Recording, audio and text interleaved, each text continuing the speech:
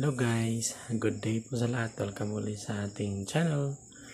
For today's video guys, meron naman tayong DNP printer na isosolve. So ito yung color white na DNP yung isosolve natin. So ang problema nito guys, makikita ninyo guys, try ko munang i-on. So, sa katabi guys, DNP din yan. Diyan tayo kukuha mamaya ng piyesa para swapping. So, palit natin dyan. Try natin i-on.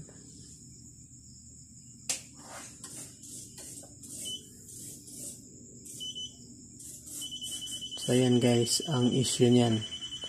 Long beep yung ribbon. So, i-off lang natin. So, yan ang error niyan. So, ang sira dyan guys is yung board. Board na talaga. So, ang gagawin natin is tatanggalin natin yung sa kabila.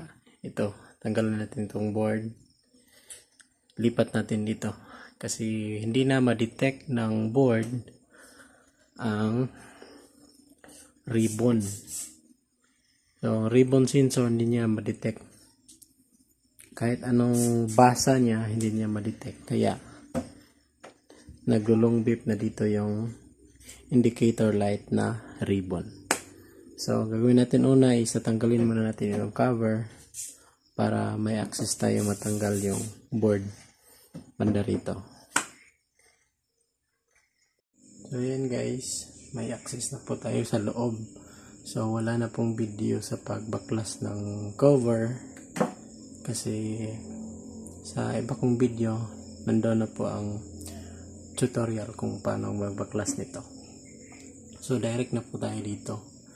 So ito po yung board na naglulong beep kanina. Usually kasi guys, pag sira ang ribbon sensor sa kabila, hindi nagbi-beep, umiilaw lang po yung ribbon, hindi niya madidetect yung ribbon kung sira yung ribbon sensor.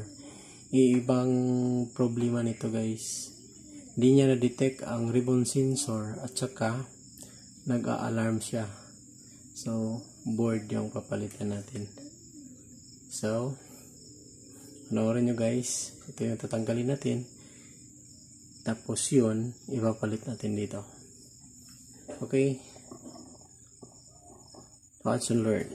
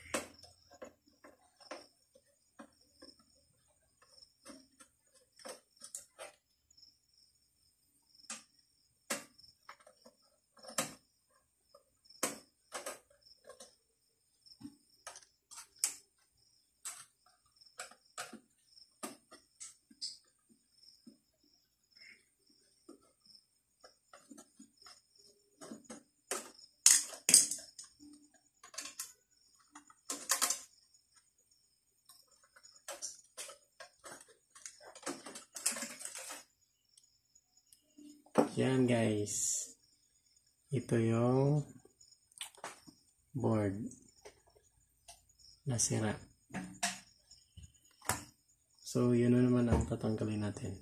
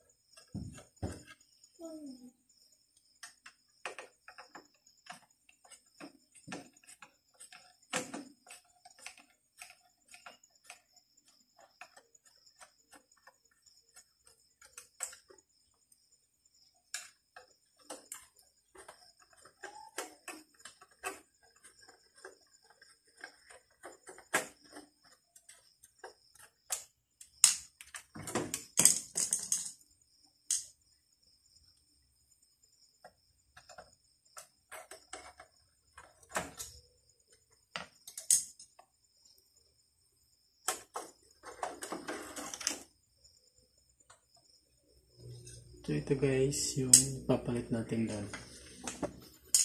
So try natin ipalit. Focus camera. Ayan. Tingnan natin kung the same lang po ba yung design. Ayan, the same lang po.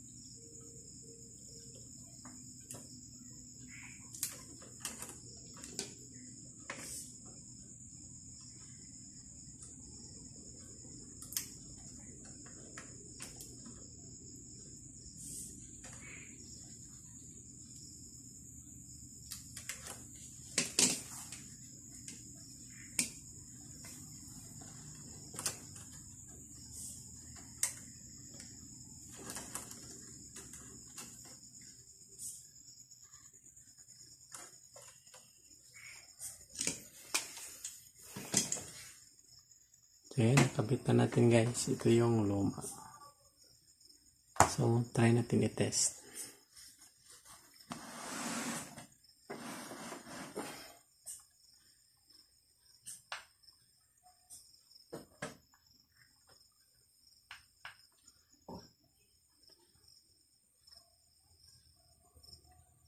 Power on.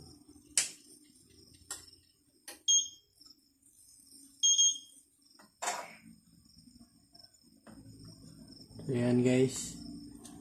Ikita niyo na wala lang alarm. Di na nag-long beep yung ribbon. Some paper wala na din. Error wala. So, yan. So, ang problem po nito guys is ito. Ito yung board. So, yan sir. Yung printer ninyo, ayos na po. Goods na. Active na ulit. So, ito ipapalit natin doon sa tinanggal natin. So, ayan. Good na siya. So, maraming salamat po guys sa panonood. Sana may natutunan kayo sa ginawa kong video. Technique kung paano ayusin ang printer na kagaya nito. So, kung hindi po kayo nakapag-subscribe, subscribe na po kayo. At don't forget to click the notification bell para always kayo updated sa ating mga bagong videos na i-upload. Maraming salamat po. God bless.